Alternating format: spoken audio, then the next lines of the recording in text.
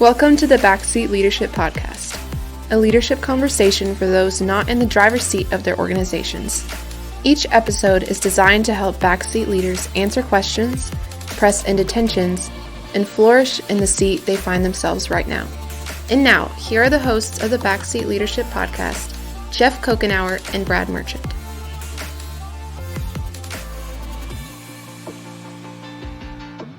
So another episode of the Backseat Leadership Podcast. I am Brad Merchant here with my co-host, Jeff Kokenauer. Hi, how are you?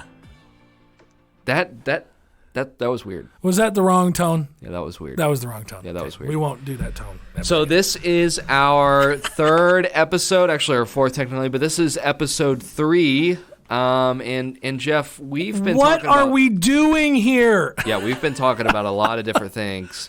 And really the heartbeat behind every conversation we have is we want to have conversations that help backseat leaders be really good backseat leaders. That's right. And that's for people who aren't in the lead role of their organization, of their church, wherever they find themselves on the org chart, as long as it's not the number one spot. Right. That's our audience. That's who we're talking to. Yep. We don't come at this as experts. We come at this as conversation partners, journeymen on the road with our listeners. We like that word. Yeah, we do. And we like the words team and community. Yes. Right? Because that's what we are. We're learning how to be flourishing backseat leaders. Right? Together. That's right. That's great. Well, Jeff, today we're going to be talking about something that's pretty serious and common. Yeah. Right? And that is leading through a slump.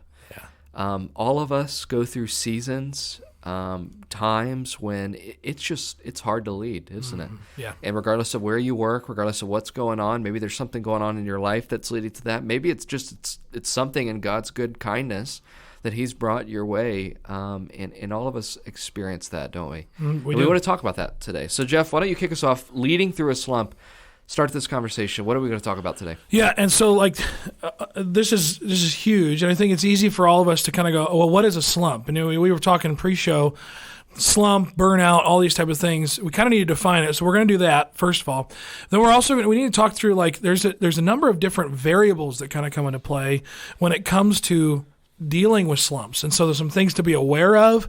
And then maybe, a little bit of authenticity here. How have we gotten through some of the things? Because honestly, our relationships that a bunch of us have, we get together once a month, has been born out of a lot of these maybe slumps, but like stresses and things that kind of come into play. And so how have we dealt with that? So first, before we jump into the variables and how we've dealt with it, we got to define it. And so, I think it's easy to say, well, I'm in a slump. And you could be part of a slump. It could be slump like 1 to 10 on 1, 5, whatever it is. Yep. But in order to defeat these things and kind of get through it, we got to name it. We got to understand what it is. So the way we might just define what a slump is, I think there's 3 elements to a slump.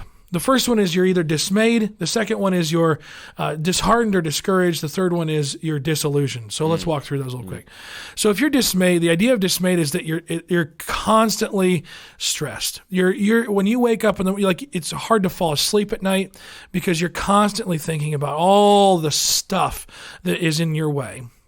All the maybe you're a type A person. You've got list on list on list, and you're starting to make lists in your sleep. Yep. Probably not very healthy for you, and it starts to wear you down. And so you're constantly in this place of high blood pressure or whatever it may be. You're constantly rolling through what it is you've got to take care of and the things that come into play there. Yep, and something I heard or read from a man named David Powlison, who's no longer living, but has written incredible books that have helped the church think about counseling better. He said this. He said, anxiety, which I think is what you're talking about, stress anxiety, feels like barbarians running loose on the streets of your mind. That's a very illustrative way to describe exactly what you feel. Because it sounds like what you're talking about. When you're dismayed, that's what you're feeling. Yeah, and that's for sure. Every leader experiences stress to some degree. It's when you can't control it, right? And it constantly comes up, and they're marauding your brain. That's a great illustration. So the first element is dismay. The second one then, disheartened and discouraged. And they're kind of the same word, but it's this idea that you no longer feel determined to take those things on. It's almost like the dismayed part is that you only feel the stress of the job. You no longer feel the joy of it anymore.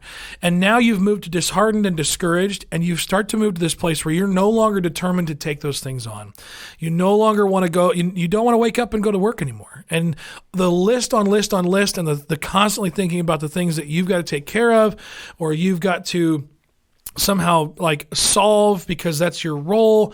All of these things now get to the place where you no longer have even the energy. You start to feel that. I think psychologists might even describe that as a depressive type of moment where you start to have lack of drive, your lack of energy, and you want to take a nap constantly. You no longer have the drive to do what you've been called to do. And it's hard, isn't it? Yeah. It makes me think of Proverbs 18:14, which says this: the human spirit can endure a sick body, but who can bear a crushed spirit? Yeah. Who can bear it?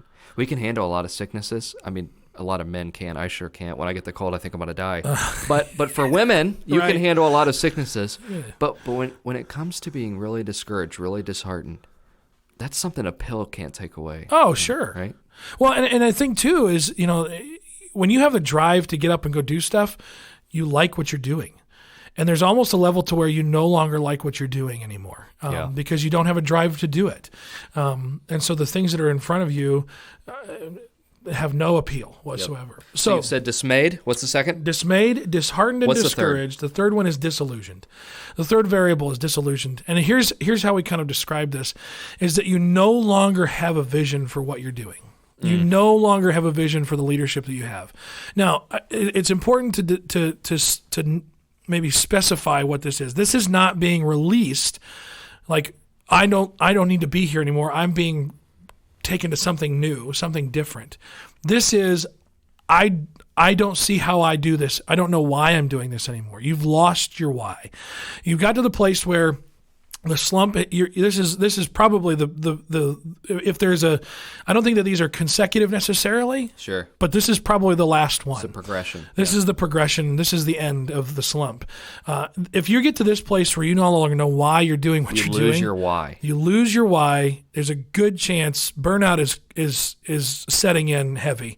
And we all know. I mean, burnout's this place. There's a lot of different definitions for it. But burnout is that place where you no longer want to do what you're doing. You're done. Some people might even say that you don't come back from burnout in those roles that you're in because you get so fried.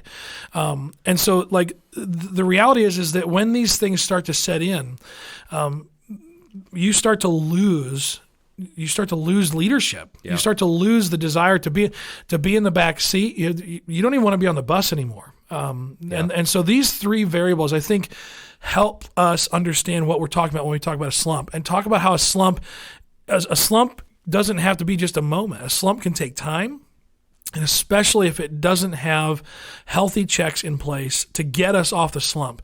A slump often continues when we don't have people who get us off the rat race, right? Because that's how it feels. It's like a hamster wheel, constantly trying to, out of our own strength and out of our own, like, we just have to find the hype, the fortitude to get through it.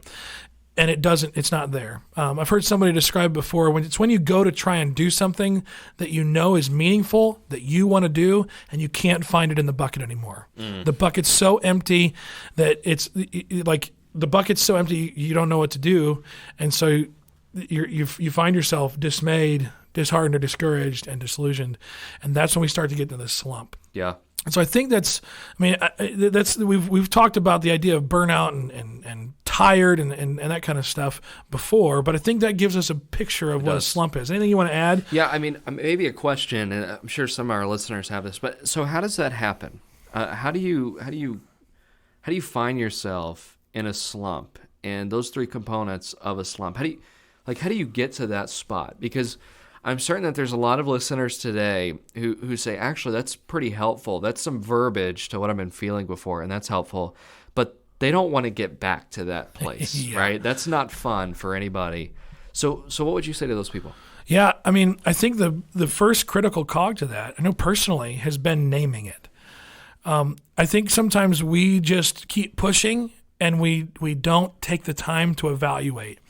And when we name stuff and evaluate what things are, then we know how to deal with it. This is the reason why you need people evaluating your blind spots. We talked about that in the last episode, of having other people to come around and say, hey, are you sure about this? When your attitude is constantly frustrating, when you are constantly annoyed, when every little thing starts to set you off, I wonder if the slump is coming. I wonder if that's coming that way. And so, like, I think naming it is the first step into doing that. The second step, I think, is identifying the different variables that can come into play. Where are the places where you are most vulnerable? And so there's a few of those. We kind of talked through 4, I think, that kind of come up, and that we organize them in the idea of seasons. So there's different seasons of your year, right? Yep. There's different seasons of your year. You know that there's a heavy season at certain points in your year. Different roles have different heavy seasons. I have friends who are accountants. My dad's been an accountant for decades, and tax time is not a light time. Right. Not at all. Not at all. At the end of the year, not a light time. I have a friend who's been an accountant for 40 years, and he does taxes for people April, March, February, January. No vacation time. You are in the office constantly, always driving. And so it's easy for us to just go, well, this is heavy time, this is what we do. But I think it's important to recognize where your low seasons are too. Yeah. Because your calendar is going to have a flow. And so if you have a heavy season, there's probably a low season, and recognizing how you balance those two things out. And so your seasons of the year can play into that. That's right. Your seasons in life, which are longer in time, can play into that as well. So that's the second one. So there's seasons of your year, your calendar year, but there's also seasons of your life. When you're single and not dating is a certain season of your life. You can probably take on more stuff. You can probably take on more things and not get dismayed, not get disheartened, and not get disillusioned. There's moments when, you know, like when you make that step to move into a serious relationship and start pursuing that relationship with a significant other, that you begin to have to do different things, and your values change, your priorities change. Maybe not your values, because that sounds a little more than it actually is, but your priorities change, and how you value certain amounts of time change, and your energy that you pour into certain stuff changes, and so your life stages will change. And so I think that's the second one: seasons of the year, seasons of life, and then how we navigate those seasons of joy and seasons of discouragement. Yeah. We talk about the calendar year. I know for me, everybody's like, oh, it's summertime. Kids are off. You're just hanging out, right? Because youth pastors just... That's what I do. Yeah, you get a dodgeball and some pizza and you go hang out. That's what you do. That's what youth pastors do. Yeah, we work 2 days a week. So full time. So like it's easy for people to say about your role, oh, this is your easy time, right? When in actuality, for me, summertime is super busy oftentimes because 2 things are happening. One, yes, it's summertime, and in northern Indiana, you capitalize on the time the sun's out and the grass is green, and you can hit a little white golf ball into a little hole.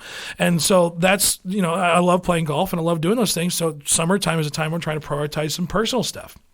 But on top of that, it's a heavy season for trips, for camps and experiences and things. And so in that season, how am I navigating like the things that are going to bring me joy and the things that are going to be really, really discouraging because they're going to be really, really hard, and you got to put more effort into it. Yeah. I love camp. Camp's one of my favorite experiences all summer long. I love what students get to see when they're at camp about their lives. I love what students do at camp because they make decisions for their lives. But camp takes a lot of work. Camp takes an incredible amount of work throughout the year where it's a little bit lighter, but you get closer and closer, and all of a sudden now you got to have transportation in place. You got to know where everybody's going to be on the bus. Do I have enough buses? Has everybody paid? Are we going to do all those type of things? And so how we navigate those seasons of discouragement and those moments of discouragement are critical to navigating those seasons of joy as well. Because what happens is, especially when you're in a slump, emotions can run the day. And here's the thing, and this is maybe the most critical thing of this.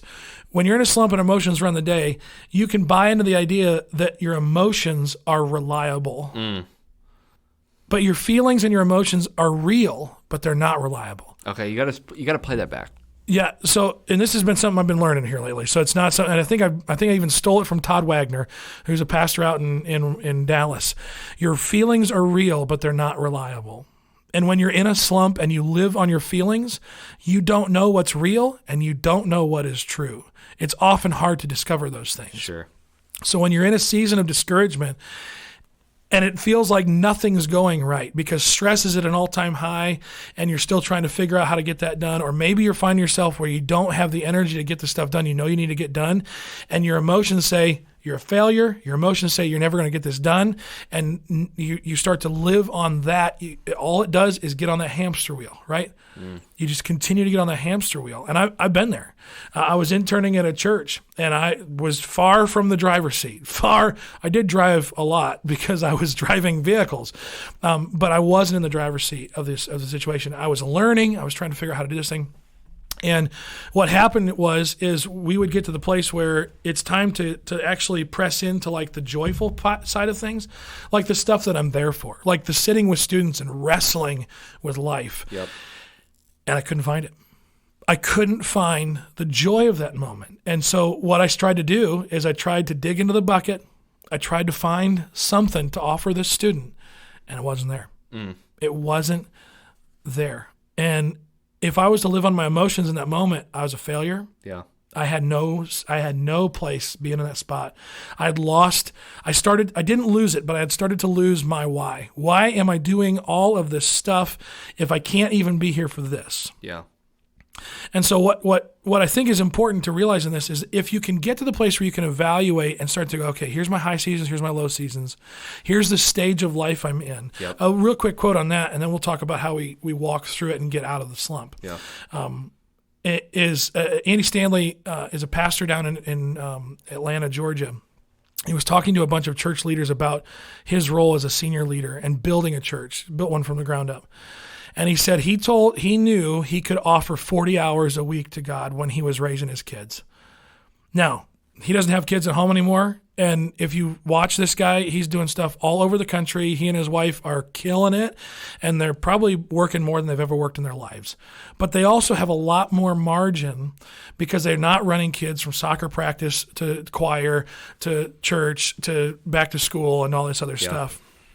And so, again, recognizing that that's the case and managing your life in such a way in those seasons so you have the margin to find the joy and to press into some of these things. Yeah, that's right. And on that point, I think sometimes we get into a slump because we're doing too many good things. Okay, now I didn't say too many things. Right. That's easy. Yep. That's easy. I'm talking about too many good things, and even good things that we enjoy, right? And it's sitting back and saying, you know what? I'm in a season right now where maybe for me, a little different than you, I am more of a specialist because I work in a large church context. There's a lot of staff. I'm more of a specialist, and because of that, I don't have a ministry per se. I don't have a flock of 150, 200 people underneath my care. I don't. Instead, I'm working on specialized projects throughout the week. Now, what that means is that whenever we reach a lull as a church, I have a lull. And the lull for me is typically July, June to July, like end of June, towards the end of July. So here's what I try to do, and I tried to do this last year as a great experiment for me, and it went really well, is to say, okay, what are the things that I have to do? Like I totally have to do these things. Write those things on a list. What are the things that I don't have to do but I actually love doing? Wrote those things on a list. Yeah. That's my stop doing list for the month of July. That's awesome. I'm not going to do those. Yeah. And what I found is that in the month of July, I came out of that going into August feeling so refreshed, so excited to get back at it, to grab the bull by the horns, all because I was intentional, like you said, about knowing, okay, what season am I going into, and what can I stop doing that are good things that I can pick up later, but I don't need to do now. I think really knowing and discerning what seasons are lull seasons for us is really helpful in being refreshed, rejuvenated, and not getting into that slump. The other thing is, man, give yourself grace when you enter into a rough season of life. Yeah. Okay. My wife and I just had our first child several months ago, and we give ourselves a lot of grace. We don't schedule a whole lot of evening appointments right now in this season. We know, hey, we're low on sleep. Yep. We're going to have a really bare calendar. And guess what? we're not going to make ourselves feel guilty for that. Yeah. This is a season of life we're in. Yep. And all of us, we tend to push ourselves way too hard. And when we don't, we feel guilty about that. Yeah. Man, you know what? I think God would be more delighted in having you step back than having you burn out. Yep. Right? Absolutely. And so I think that's what some of the things you're saying I think are really helpful, that our listeners, I really want us all to live that, because as a backseat leader, we're often given the ability to actually set the pace for ourselves. Sure. So that's true across the board, but oftentimes we're given the ability to set the pace. And I think if we're always putting it in a fifth gear and we're running on that all the time, that's not sustainable, right? And I don't know how to drive a stick shift, so I can't really put it in fifth gear. So that's true. And most people listening to this probably have no idea what a stick shift is. I'll give your history books. I'll give them credit. At least they didn't learn on a 26-foot diesel truck like me. That's true. Anyway. So, Jeff, let's talk about now, for maybe some of our listeners who listen to this, they're like, that's not where I'm going. That's where I am. Yeah. That's where I'm living right now. What do you have to say to that? How can you get out of a slump? Well, I think it's really good. And here's the thing.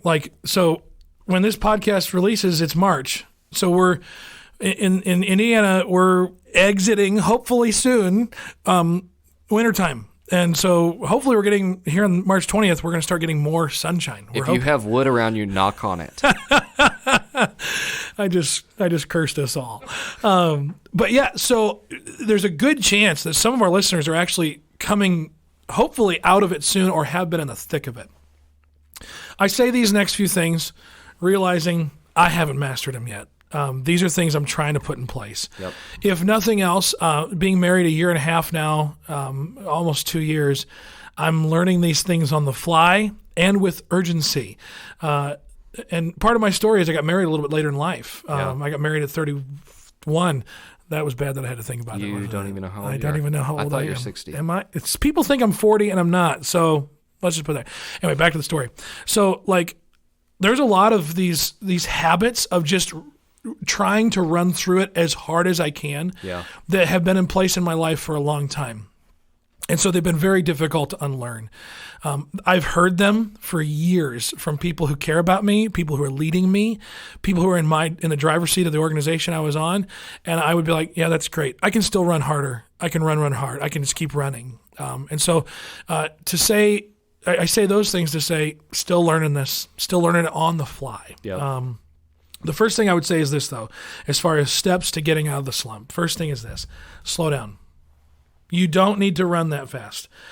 There's no need to run like your hair's on fire. Yep. There is no project. There is no ministry effort. There is no account. There is no amount of money that's going to change the trajectory that you're on if you're in a slump. Yeah. We didn't say that the first, the dismayed, discouraged, and disillusioned is a process, but I could probably give you plenty of examples of case studies where that was the case. Yeah. Where it went from I'm stressed to I don't know why I'm doing what I'm doing. Sure. And the reason is because no one ever slowed down. Yep. Tap those brakes, man.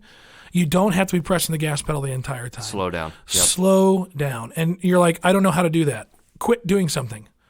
Like today, quit doing something. Yep. Have a stop doing list. Absolutely. I love that practical application you had there. Here's what I'm not going to do in this season. And here's the deal. Some of us need to say we're not going to do this ever again.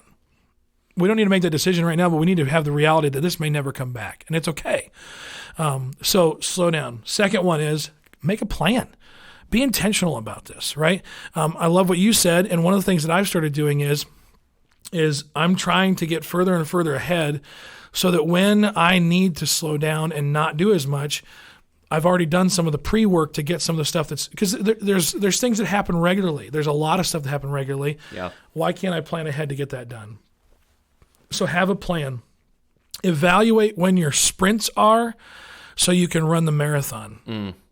I'll say that again. Evaluate where the sprints are in your calendar and in your life so you can run the marathon. That's a good word. I think it's really, really important for, I think Derry Prankert was somebody who taught me this the first time, is there are seasons of sprints and there's seasons of endurance and marathon. You can't run those ones if you're running sprints all the time. Yeah.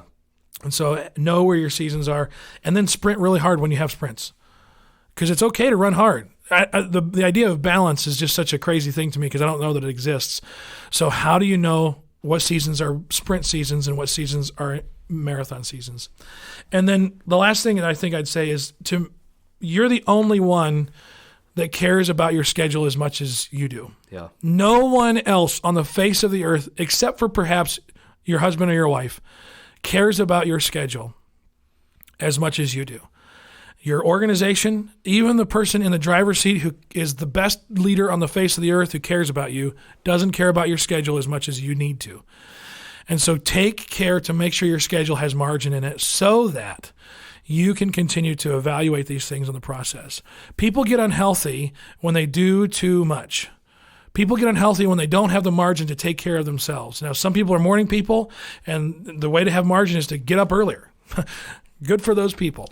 Some of us are up at 1 o'clock in the morning because we've been going all day, and we're like doing the fun stuff in the evening, not inappropriate stuff, but like stuff that gives us life, like writing podcasts, or Mandalorian, or watching Mandalorian, Star Wars. Praise the Lord. And so do some of those things. Like that's okay. Just make sure you have margin to give yourself life in that. Yeah. And I think that's the way you get out of these slumps. So like do those things. Slow down.